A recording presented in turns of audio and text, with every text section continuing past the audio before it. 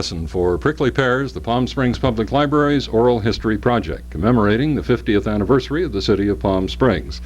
The date today is August 11th. We're located in Gillar Boyd's office in Palm Springs, and our guest for this interview is Gillar Boyd, a longtime resident of this city. He's going to tell us about his experiences. Let's start back at the beginning, I guess. Gillar, tell us something about your family, your folks, what you remember about them, where they came from. And, we came out here in September 1935 from Estes Park, Colorado. Came out in a Model A Roadster coupe with a rumble seat. And coming from Estes Park, Colorado to Palm Springs, California in September of any year is quite a change in climate. But we got here and acclimated to it. My dad worked for Dr. Henry Reed at the time as his business manager. That didn't last too long, and he met a young accountant named Irwin Schumann who wanted to get into the restaurant business. So my dad, for the sum of $500, bought Irwin Schumann's accounting business. Irwin opened a little restaurant called the Chi-Chi, using part of the $500, and they went their own separate ways. My dad was accountant all the years he lived here. He later owned the Palm Springs Escrow Company, owned and operated that, owned the Pacific Building, apartment house, and the office complex, which is still here at Tamarisk and Palm Canyon. Was always active in local politics, was president of the Chamber of Commerce, served a couple of terms as mayor, on the city council, was on the charter member of the hospital district board. The only time he was unsuccessful, he ran for the original board of the Coachella Valley Community College District, and he didn't campaign enough and didn't get that election, but he was successful in every other thing he did. And I grew up here, started the second grade at Francis Stevens School, which is now everybody's village, or the Center for Performing Arts. Started second grade there, went to... So you, let me interrupt for a moment. You weren't born here then? No, I came out when I was 7 years old. Oh, I see. When would you have been in Francis Stevens then? Starting in September 1935. 35, I see. Well, you knew a lot of people who were still around then, who were going to school at that same time. Yeah, there are not too many people around. For example, I went through there, graduated from Nellie Kaufman Junior High School and Palm Springs High School in 1946. There were only one or two of my high school classmates who were still in the area. Most people, for some reason, they leave town when they get out of high school. I always think that as long as you're here to start with, stay and enjoy it. You just go somewhere else to work and make no money to come back to Palm Springs, so why not stay here? And I went off from here to Chaffee College and USC and got a degree in public administration and my law degree, and 2 years in the Army, and came back. Why did your dad choose Palm Springs, do you know? Well, he was the office manager for the Public Service Company in Estes Park, which is a local public utility. Dr. Henry Reed had a medical practice in Estes Park in the summertime and Palm Springs in the wintertime. And he asked my dad if he wouldn't be his business manager and come to Palm Springs with him in the winter and Estes Park in the summer. And I guess it sounded like a good deal. I don't really know why. I was not consulted. But it was quite a change to come from Colorado to California in those days. Oh, boy.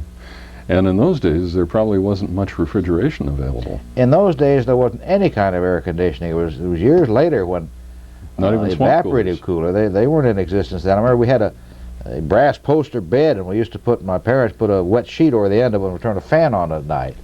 But in the summertime, most people didn't stay here in the summertime. We moved to Banning or Riverside, Cherry Valley.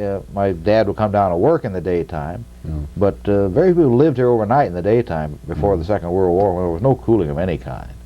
As you remember, how large was the town, more or less, when you got here? Oh, probably 3,000 people in the winter, permanent. But the development was really beginning then, wasn't it? Yeah, it's been developing all along. The development really took off after the Second World War. But it's always been a place where you bought a piece of land, it was always going to be worth more in the future than it is now, and it's still true. Your dad must have been optimistic about it because he became so involved in it. I wish he'd been more optimistic and bought more land around here when we had the chance. Places like, well, for example, when I first started school here, there was no high school in this town. Everybody in town went to Banning High School. While I was in junior high, they built the high school, where it now stands on Ramon Road, and there was a tremendous uproar about the fact they were building that school halfway to Indio. It was way out the end of a narrow dirt road, which was now Ramon Road, and it really seemed like it was closer to Indio than it was to Palm Springs at the time, and of course now it's more people come from east of it than they do come from west of it, I suppose. I suppose that's true. What do you remember about growing up as a youngster, the things that were available for a kid to do? Well, I hear nowadays people complain there's nothing here for children to do, and it has been the same since 1935, and I think it's probably the same everywhere. Of course, there was no movie here in those days. There was a lot of swimming pools. People had swimming pools in those days. It was a place school always got out about the middle of May, because there's no air conditioning. It started again about the 1st of October.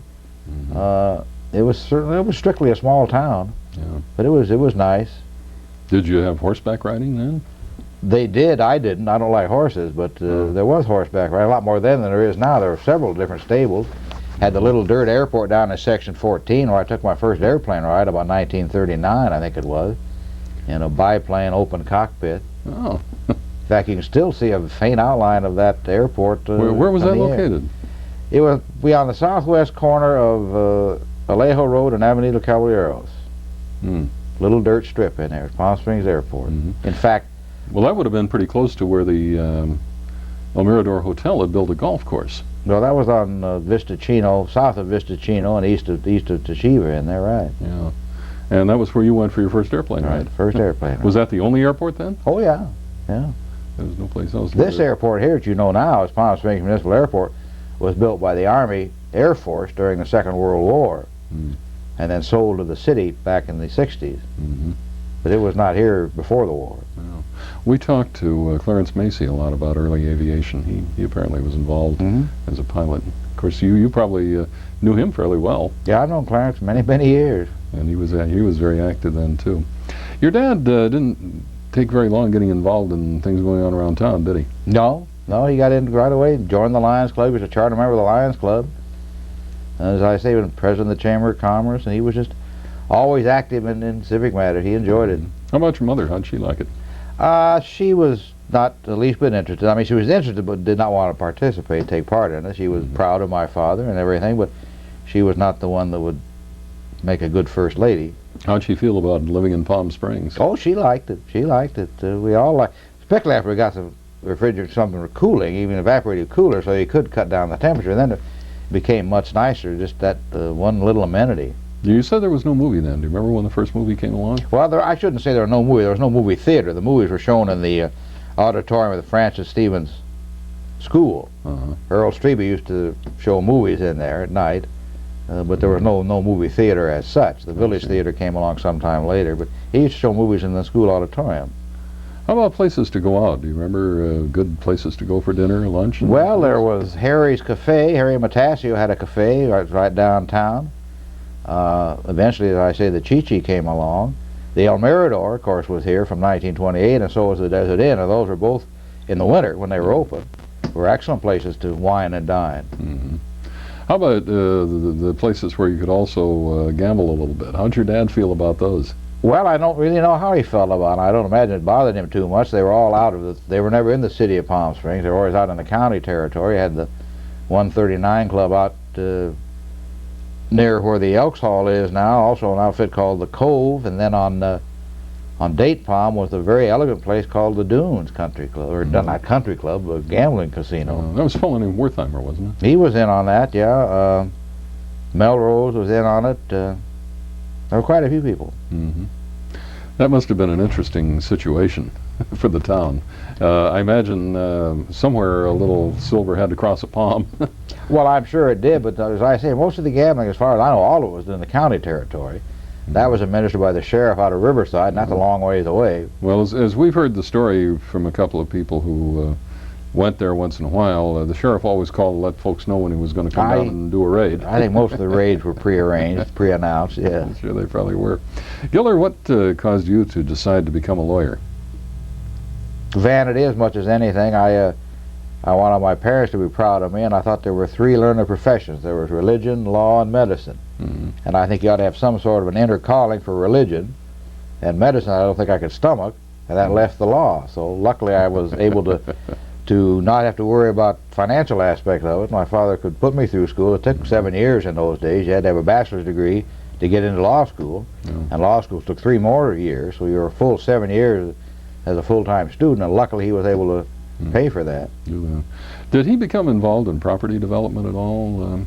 Not really, other than the Pacific Building. He bought that from a pediatrician Los Angeles. He ran that for many years, but he didn't do too much in the way of property development. No, he didn't. He was a professional man, and He mostly was an accountant and developed his own business. And that and the escrow, Palm Springs Escrow Company. Well, I mean, he must have been very successful in his own profession. Oh, he was. He was. He was not a CPA. He was only a public accountant, but in those days there were public accountants, and he was very successful. And as small as the town was then, there was still that much activity for him to become involved in. Yes, there was. How about his interest in government? Did he always have that? I presume he did. As long as I can remember, he was always involved in local politics. Was he part of the first council or the effort to build the first council? No, he wasn't a charter member of the council, but he was. See, in those days they had 7 councilmen from 7. We had districts. Yeah.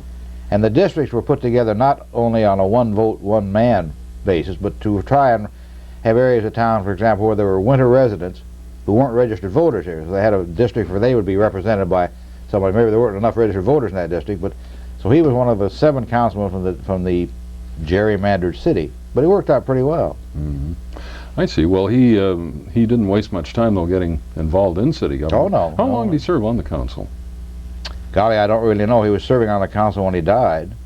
I remember that. He was no longer the mayor. He'd stepped down from that, and Jerry Sandburn had become the mayor.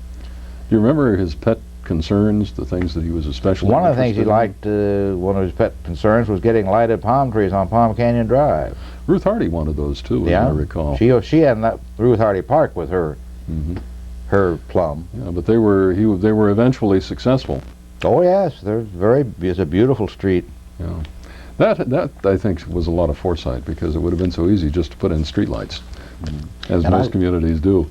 I was fortunate to be able to help us get what I think is a wonderful airport. I was the chairman of the Citizens Committee to pass that bond issue, which we did back in the 60s, to buy that land where the airport is, and I was on the original airport commission. I've enjoyed that very much. Have you always been interested in aviation? Yes.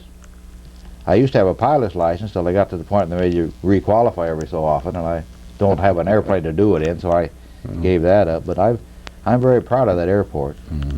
Well, it's a tremendous accomplishment.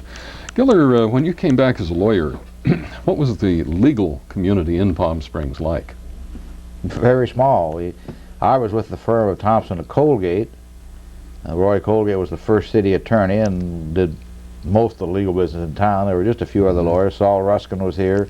Hilton McCabe, who became the first Superior Court judge, was here. Right. Gene Terrio was here. He was in private practice, but he also was a local justice of the peace judge. But there was just a very small, close-knit community of lawyers. But there was a lot of work because of so much development, particularly after the Second World War. I was going to ask you what you felt might have been the impact of the legal community on the growth and development of the area. Was it really an integral part of it? I don't think you can take any credit for having done other than what legal people have to do in connection with development, get subdivisions approved and get the Board of Supervisors of the City Council to approve different things, but I don't think they can take any credit for it other than just doing what lawyers always do. Just like doctors couldn't take credit for doing things that doctors always do. How about the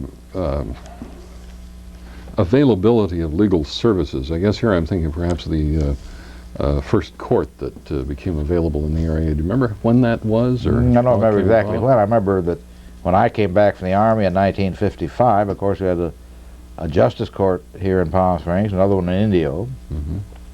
That took, I believe, up to $500. It was just a part-time. The judge was only part-time. Then eventually, and if you had a municipal court, you had to go to Riverside. There were no municipal courts in the valley. So between the justice court level and the superior court level, you had to go to Riverside. And then about 40-something, no, I take that back, in the 50s, they created an Indio branch of the Superior Court, and Hilton McCabe was appointed to that by Governor Earl Warren at the time. So he would have been the first Superior Court judge in this area. Superior Court judge. But others followed then. Oh yeah, Merrill Brown was the second one. They created a second department. Merrill Brown was appointed, and then they created a third department, and I believe Dick Marsh was the third Superior Court judge. In the meantime, of course, the Justice Court had changed over to municipal courts, and Judge Terrio became a municipal court judge, and then he was succeeded by Dave McGahey, who was in turn succeeded by Dick Robinson. I'm thinking of the kinds of work that lawyers would have had to take care of in those days. compared to what they do now. Was there, for example, very much criminal law? Were there Not very much. There wasn't much crime, was No, there? there wasn't much crime. And of course, you didn't have the bureaucracy in those days you have now. You didn't have EIRs, for example. That's a whole new field of law, the environmental law. There was no such thing as a conservationist in those days. Mm-hmm. Nobody worried about going out and uprooting a section of land, about disturbing a fringe-toed lizard, for example. Nobody ever heard of the doggone thing. I look at it now, I kind of wish they had. It looks more like a suburb of Beverly Hills now, I think, than a desert, along most of it. Yeah, I don't know what you could do about it. There is nothing you can do now. But in terms of the need for legal services in those days, I gather from what you said then it would have been mostly civil law. And mostly civil law. There were, of course, some criminal, but not too much. It was a small town, a small area, and you just didn't get much crime. In fact, for years and years, I never locked the doors on my house. Mm-hmm. Now you wouldn't go across the street without locking your house up. Yeah, I suppose that's true. And that makes work for lawyers. You're deeply interested in the development of water, too, and I know very familiar with the development of water. How much information do you have about the early development of it? Do you know very much about? Well, we know some. When the Hicks family began to. Well, the first, Mr. Judge McCallum, Mm-hmm. Auntie Pearl's father, brought a water in a flume ditch, open ditch from Whitewater. Mm-hmm. That was used primarily for agriculture. I believe they had one or two wells. The first person to go into what you might call a municipal water business was Alva Hicks, who owned the Palm Springs Water Company and also the Palm Springs Builder Supply. He got the water. His source of water was Snow Creek and Chino. And he brought water into town and put it into reservoirs up in the Little Tuscany area and distributed it throughout the town. And that grew over the years, and his son Harold Hicks and his son Milt Hicks ran it for many years. It was eventually taken over by the Desert Water Agency, and that's the forerunner of what the Desert Water Agency is. Of course, nowadays we get 90% of our water out of the underground, only 10% from the surface runoff, but in those days they got 100% from the surface runoff. Has the surface runoff declined over the years from what it used to be in those early days? I imagine it's averaged out about the same, but the consumption has gone way up. Yeah, that's true. Well, water was always vital to the growth and development of the desert, and I'm sure the early people recognized that. It still is. Well, of course it is. But they knew there wouldn't be the development that the really far-sighted people could see without it. Well, that's one reason that the Desert Water Agency joined the State Water Project as a member of the State Water Contractors, so we're entitled to our share of the Feather River Project. We don't get it because there's no physical connection, but what we do, as you know, we trade our water from the State Water Project to the Metropolitan Water District, and they give us Colorado River water. Yeah. And they have recently, in the last 2 years, put over 500,000 acre-feet of water underground for us to call upon in the future. This really is not germane to our early days conversation, but it's interesting, I think. Do you envision someday a canal to bring that Feather River water directly to the desert? I really don't. I think the cost of it is just outweighed by the easiness of switching our state water project for the Colorado River water. It just doesn't make any real sense. There is a little different quality of the state water project from the Colorado River. It's not quite as hard, but I just don't think it's worth the hundreds of millions of dollars it would cost to bring it here. I suppose that's true. Well, that's probably something for a different conversation someday down the road. But water has been very important to you. I know environmental concerns have always been important to you, too. Were you very aware of these things as a young person? Oh, I don't think so. I don't think any young people are too much aware of things of great magnitude. They seem to be much more interested in dates and cars and things like that, which is just fine. I don't think there's anything wrong with that. Let the older people worry about the important things of life. I suppose that's true. We were talking before we started this about one interesting thing that happened to your dad. There was another person very active in the community with the same name.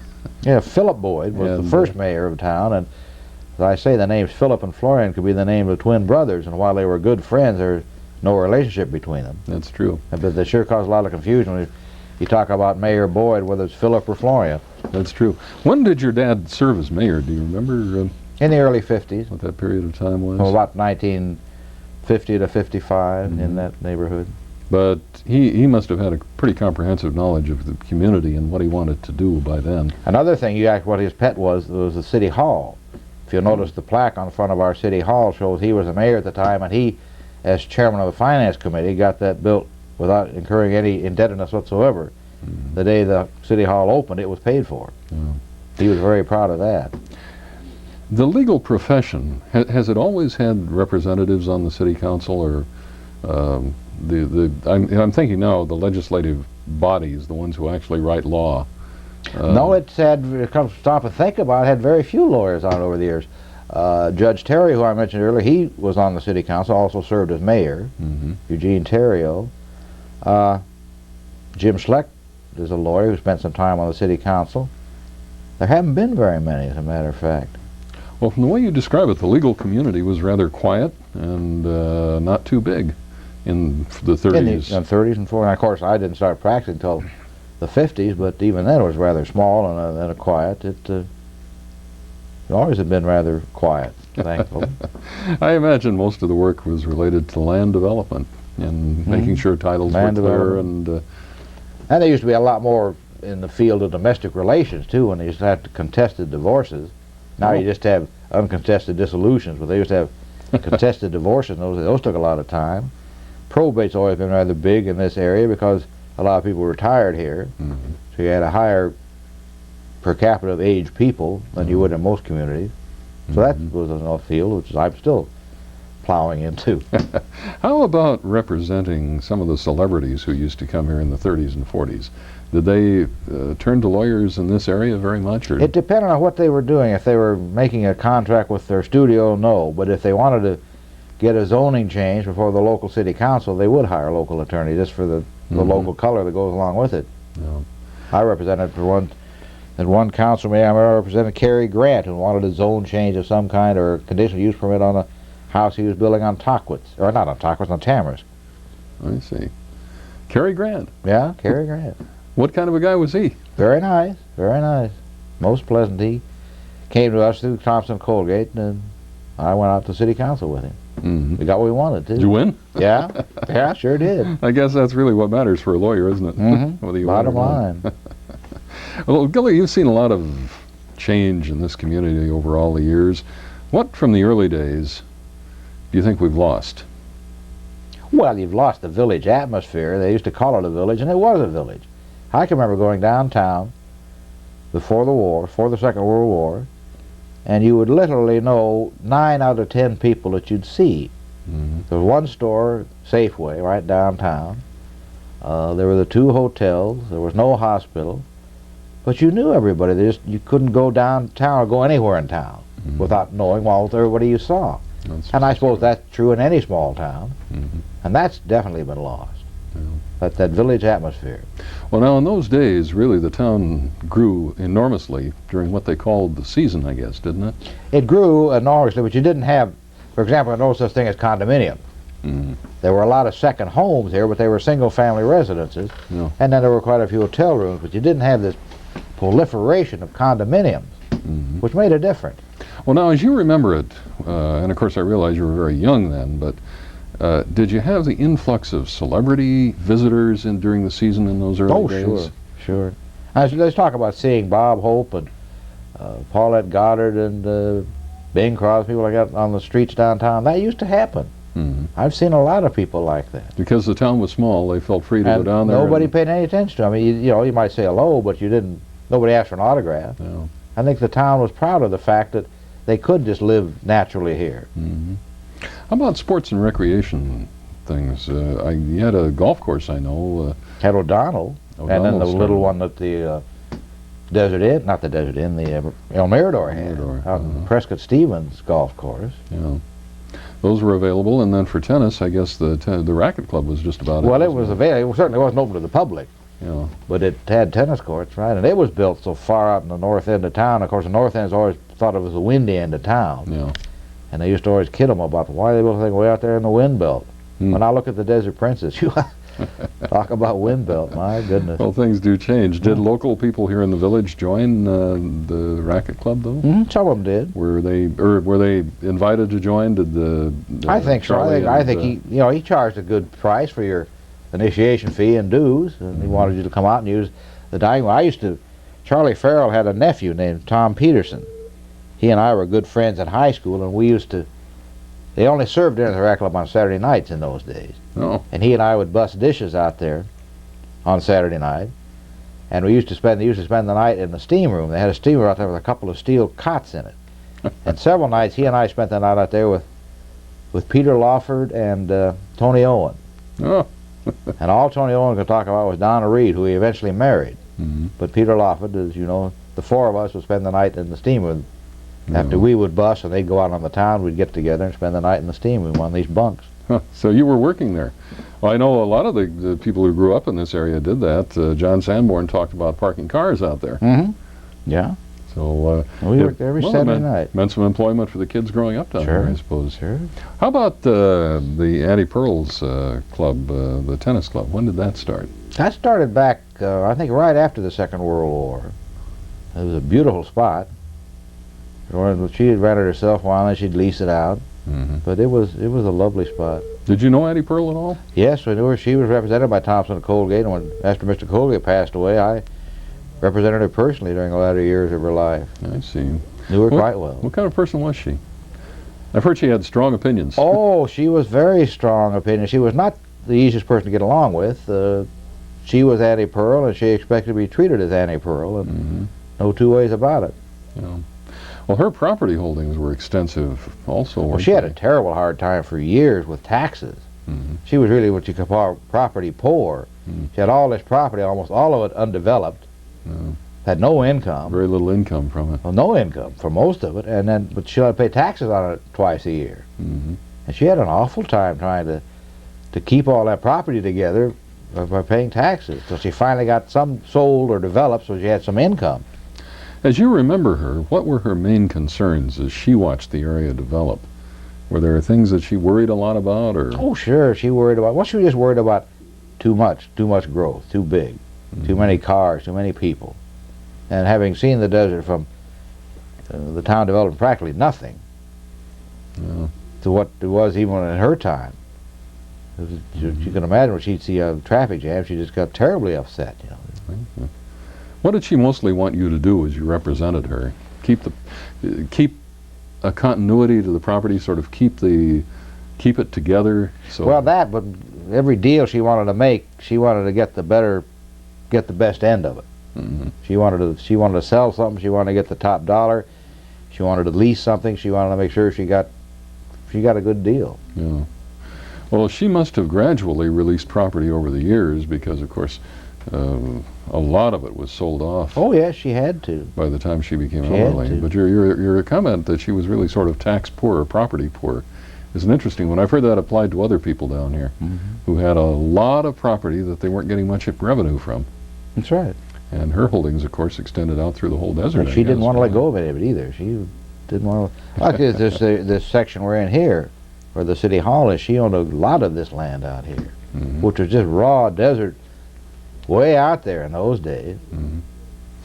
How about her interest in community affairs? Did she have any interest in cultural development of cultural activities? She was interested in everything. She wanted to see cultural things. She loved it when they'd bring some symphony orchestra to town or something. She'd always go there and maybe even pay some of the support to get it here. She was very active in that area. I can remember that she was active politically. When I first came here and went to work for the radio station, she'd buy time every now and then to put an editorial on the air about a sewer bond issue, maybe. She had an opinion about everything. Whatever it was. I understand she didn't like the radio station when it went on the air either. No, I don't imagine she did. That was in 1946. The year I graduated from high school. I can remember my dad was the mayor shortly thereafter and was interviewed on your radio station. It was amazing to think of sitting out there and listening to him on the radio. That was really fascinating. Well, the south end of town in those days really was pretty much where the old Del Taquit's Hotel was, wasn't it? The Del Taquit, on the corner of Baristo down there. But then Highway 111, of course, went on south from there and wound around past what they used to call the Dude Ranches. La Paz and those things out there, right? And then the north end, you had Merida Vista and Las Palmas, which was the silk stocking district as far as the homes go. Where did you live when you first came to town? Do you remember? We first came to town. We lived on Villa Lola, which is the street that actually separates Merida Vista and Las Palmas, where Don the Beachcomber used to be. On the south side of that, in the first block, a woman was building, had a great big lot, most about 250 by 250 feet. She was going to build a house, and she built a 3-car garage on the back of the lot with a little guest cottage or actually a butler and maid's house attached to it. Mm-hmm. Then the Depression hit, and she never got to build the big house. Oh. So when we came to town, this little house at the end of this big 3-car garage was for rent. Mm-hmm. So we lived in that place, right in the best part of town. Oh, we're in the heart of Las Palmas. Yeah. And then later on, my dad was doing the bookkeeping and accounting for Alda Hicks, who owned the subdivision, had done the subdividing. Mm-hmm. He sold my dad on very good terms a lot right across the street on Villalola, Oh. 216 Villalola. And they built a house there with a $5,000 FHA house in 1940 In Las Palmas. in Las Palmas. It was a beautiful house, still Oh, is. sure. Uh-huh. And so that's where we lived on Villalola ever since I came to town, on the Mhm. same street, You've one always, side or the other. and you've always lived, do you still live there? Well, my mother does. Same look, your mother still lives there? Oh, she sure I does, see. yeah. Well, she must have liked it pretty well. Yes, yes, it's been there since 1940, so. How did she manage when she came from Estes, Colorado, which I guess was sort of a frontier area itself? Well, it's a resort. in It's a those mountain days, or resort. a very small resort then, to the desert, where she'd have had to manage a household with all of the things you have to do, get the washing done and get the groceries and all the rest of it. That wasn't my department. I don't know how she managed. You didn't pay too much attention to that. No, I'm an only child, so I was always the center of attraction, so I Uh-huh. didn't have to worry about that. But she got it all done without too much Oh, trouble. yeah. But did she have a... Were there many things for women to do in those days? Women like her? There's been a Palm Springs Women's Club for many, many years. She would never have joined it, but there's been that. But there wasn't much to do, no. She did have help quite often. We'd have what we call those days Mexican. The Mhm. girls would help her quite often. She'd have them Yeah. with her. I see. How about family friends? Do you remember much about who your mom and dad's friends were in those days? Or their Yeah, they had, associates? well, the people who came out here with us from Colorado, Estes Park, were Dr. and Mrs. Percy Alfred Staley, Helen Stalian, No, her husband. they came at the same time? He was working for Dr. Reed in Estes Park, and they came out the same time we did. Mm-hmm. And then we knew Fred Ingram, Friendly Fred, and Helen Ingram. They were friends of theirs. Newton Ida Hotchkiss, Yeah. Bernie and Erna Poliak, and Francis and Evelyn Purcell, Mm-hmm. Dr. Purcell. Yeah. They had quite a group of friends like that. You mentioned names that sound like a roster of pioneers. Well, in a way it is. It makes me sound awfully old, but, Well, of course, you were a kid then, oh yeah, still am. but you remember those people very well. Mm-hmm. And I imagine you knew their kids pretty well, too. Yeah? Oh, sure. Whoever there was, you went to school with. Mm-hmm. What do you remember about going to school, Gillar? Do you remember any of your teachers in those early days, who the first ones might have been? Well, I remember Catherine Finchy, of course, was the principal at Francis Stevens High School, Francis Stevens Grammar School, when I first started school here. She had become the principal then. Yeah, she'd become the principal. I guess she was also the superintendent at the time. They had an individual, independent elementary school district and a high school district. Yeah. She was my principal. Eileen Carey was her secretary. She later became principal. Frank Miller's wife was one of my early teachers. Mm-hmm. I had quite a few good teachers, and of course Paul Summers in high school. He's still around. Yeah, that's right. He was Moya Henderson was another teacher in high school that I had, who's still very active. Been around for a long time. Yeah, Yeah, yes. indeed. But you've always been involved in law then since you graduated from college, and that's been your main concern, I suppose. But I know that water, how did you get interested in water? What made you decide you wanted to Well, serve on that board? They had a vacant. Herb Sampson, you'll remember, was the president of the board, the original president of the Desert Water. He became ill and resigned, Mm-hmm.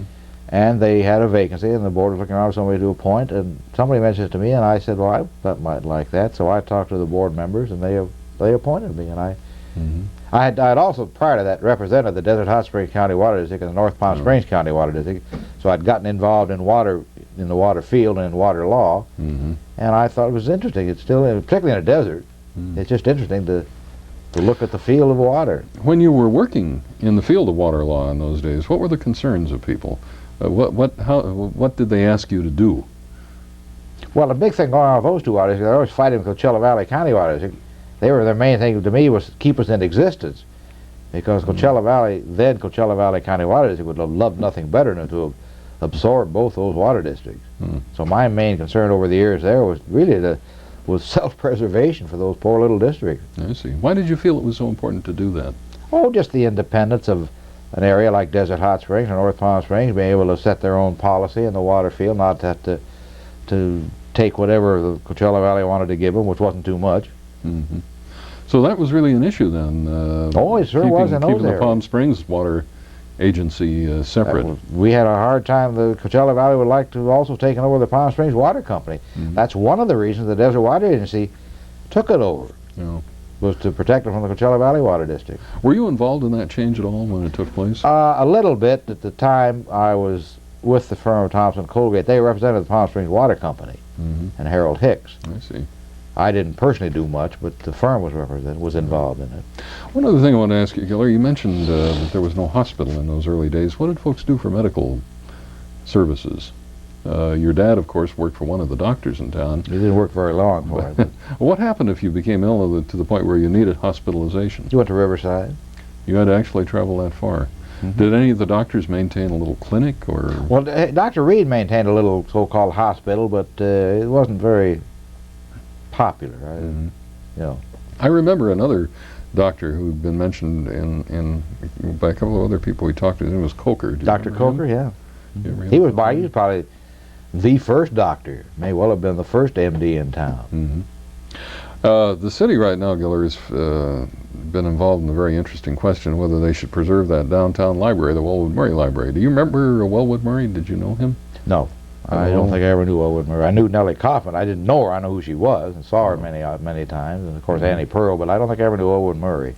I was wondering if you had any knowledge of the events of the establishment of that downtown library or of library services. No, I don't. I just remember the library being there, but I certainly hope it stays there. That wasn't one of your concerns in those No, days. I wasn't a great library user when I was a small boy. What do you remember about conflicts in those early days that you thought were interesting, that perhaps a lawyer might have gotten involved in? Well, one of the things that was interesting was when a guy named Giberson wanted to put in a cement mill out near Windy Point. And the city was very much opposed to it, of course, because they figured all the cement dust would blow right into town, which it would. Yeah. The county thought it was a great idea because it was big jobs and tax base and so on. The County Board of Supervisors, particularly led by then Supervisor Bill Jones, approved the thing. The city then, with the connivance and help of the Southern Pacific Railroad, annexed a long strip of land that goes out and takes in Windy Point. So Giberson couldn't get city permission to build his cement plant. And that's something, for example, a LAFCO nowadays might not let you get away with. But in those days, there was no such thing as a local agency information commission, so you could just go out and you get the owner's consent, you could annex anything you wanted. And we got the Southern Pacific, which owns every other section of land out in that area, to agree to this long annexation. So the city just reached out and grabbed that Windy Point and said no cement mill. So they didn't get to build So they didn't there. get the cement mill. I remember one other thing.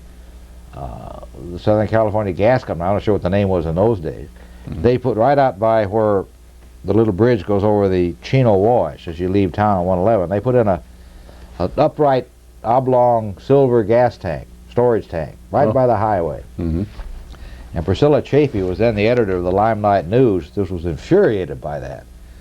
And she started this editorial campaign and writing to everybody. And after the result of her campaign, after a few months, they took the thing down, moved it over to the toe of the mountain, and painted it like a camouflage battleship. It was really, it was just so ugly sitting there by the side of the road, this great big oblong silver tank, and they moved it over to the toe of the mountain and put it on its side and painted it camouflaged. So the little city won a battle with a big company. Won that one, sure did. I suppose things like that happen from time to time. Oh, I'm sure. I enjoyed it. Remember the flood of 1938 when we lived on Villalobos, you could stand in our doorway, you could hear the water going under, or eventually took the bridge out at Windy Point. The town was completely cut off for about 3 days. You had no electricity, no telephone. Everybody had candles and cooking over an open fire. And it was quite a time. Quite an experience. And of course, in those days, you didn't have the airplane service available to bring supplies. No, and equipment. we had the little airport, but there was no scheduled airline activity of any kind. Where did the floodwaters come down most heavily in those days? I presume it came out of Whitewater, up in the San Gorgonio Mountain. Well, the local washes, Tockwitz, for example, must have been a raging torrent. I'm sure it was. I've seen the bridge at Tockwitz and Palm Canyon Drive go out a couple of times. Did your dad let you go downtown to look around? Oh, sure. Oh, sure. Yes, well, I'm thinking of places where there are natural water courses now, like Bristow, and some of the other streets that serve as flood drains, really. They must have just been... Oh, they were full. That was amazing. It must have been very hard to get from the north end of town to the south end. I'm not sure you could. Yeah. Must have been an exciting time for a young fella. Yeah. Do you ever have an urge to get in No, an inner tube or something and go floating? Not the way they were moving. No, that must have been a scary time. That was probably the biggest flood that anybody can really remember. I think it's in the 50-year history of the city of Palm Springs, it certainly. Yeah. I remember the one in what was it, 69? When, I don't know, we had a 100-year flood every year there for 2 or 3 years. Yeah, we did. Well, the 69 was when the Tockwitz Wash was bank to bank and wiped out all the roads. And there were no bridges then, so I remember for a while there was only one in Palm Canyon and then a bridge down in Indio, and they were the only ways to get across that water flow. Yeah, that's right. The Palm Canyon Wash will do that too sometimes. That's right. Gillar, do you remember anything else you think would be interesting for people researching the history, and things that you were especially interested in as a young person in the 30s and early 40s that you might want to add to what we've talked about? Oh, it was an interesting place. During the war, as I told you, the airport was built by the Army Air Force, and they operated it for several years. I worked out there one summer as an Air Force mechanic service helper, I think my title was. It was very interesting. I was only 16 years old, but worked out there as a civilian employee. That was a very interesting summer. My dad was in the Navy during the Second World War, stationed in Texas, Kingsville, Texas. What you mentioned employment. Kids always look for, when they're out of school, they look for some kind of a job to make a few dollars. What were some of the interesting jobs you had when you were young? Well, I had that job at the air base one summer. Another summer I worked for J.M. Connell Sheet Metal Company, a little shop they had on West Sunny Dunes Road where they were building. This was when Camp Young was out near Desert Center where George Patton was training, and they were making dust guards to go inside the front wheel of half-track vehicles. They had tracks in the back and wheels in the front. They put these things in there to keep the dust from getting into the engine. And that was the hottest summer I ever spent in my life, working in that little shed, unair conditioned, and it was all manual labor, bending these things and welding them together. I was surprised I lived through that summer. Gosh, that was hot. But you mentioned working at the Racket Club. Yeah, I worked at the Racket Club as a bus boy. I worked at the Torney General Hospital when it was an operation by the U.S. Army. I worked in the PX and the soda fountain part of the PX. Soda jerk? Yeah. There were 2 songs the jukebox always played. One was a Star Spangled Banner Waving Somewhere. The other was Mexicali Rose. There were 20 or some odd records on the machine, but all the GIs ever played were those 2 songs. Yeah. That was an interesting time. That was during the winter.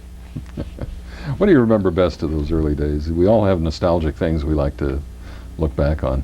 Well, one thing I liked was the fact that I was the first person in my class in high school to have a car. Really? Yeah, what kind of car was it? I had a 1930 Model A coupe. Oh. And I was the first guy in class to have a car, and I just was very popular for a while. You got a date with any girl you wanted? Just about, right. Where was there to go in a car? No, you go up a Little Tuscany. That was the Lover's Lane. Oh, I see, Little Tuscany. Little Tuscany, sure. But how about roads around the valley? Were there very many places you could drive? Well, you could drive down 111 on down to Palm Village or Cathedral City. Did the road go all the way through to Indio then? Yeah, barely. Ramon Road didn't go anywhere, but you could go down. I can remember when I was in high school, I got stuck on Sunny Dunes. West of Sunrise, it was still a dirt road. Yeah, that's right. I remember that. Remember one night I was double dating with Don Whitehead, and I'll tell you what we were doing there, but we were driving west on Sunny Dunes, west of Sunrise, and it was still sand, and we got stuck. Hey.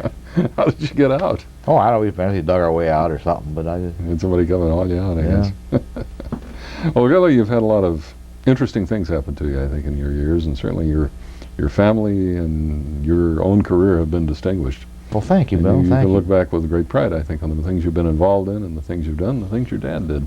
I am. He cared a lot about this community, and I thank you for spending just a few minutes with us. You're welcome. Happy to do it. To share with our library.